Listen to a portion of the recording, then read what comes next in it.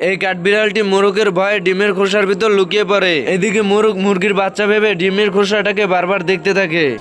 मुर्शिद हमारे साथ बड़ा जुल्म हुआ है। मुर्शिद किधर गया? এদিকে কাঠবিড়াল মোরগকে ফাঁকি দিয়ে বাইরে চলে যায়। এরপর মোরগও বাইরে এসে কাঠবিড়ালিকে দেখে ফেলে। এসব দেখে মোরগের একটু সন্দেহ হয়, তাই একটি পোকা ধরে কাঠবিড়ালিকে খেতে দেয়।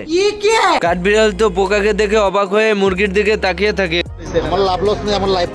এরপর কাঠবিড়ালি বুদ্ধি করে পোকাকে দৌড়ানি দিয়ে আড়ালে নিয়ে যায়।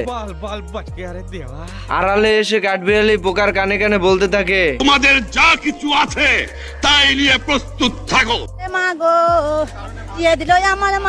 পোকা তো কাঠবিড়ালির কথা মতন অ্যাক্টিং করতে থাকে। এসব হঠাৎ করে মোরগকে দেখে ফেলে।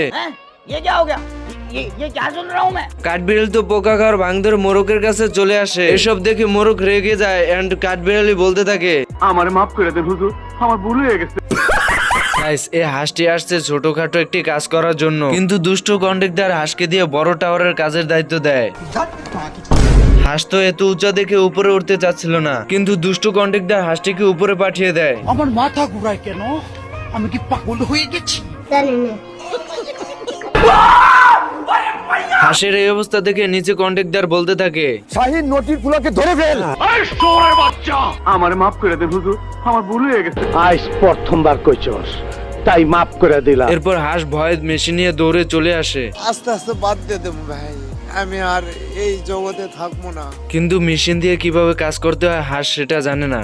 ऐसी क्या चीज है जो बच्चों को डरा रही है? এরপর হাঁস একটা বুদাম চাপ দিতেই भाई यहाँ पे क्या हो रहा भाई? ये क्या है? বাপ রে, बाल बाल बच गया रे देवा।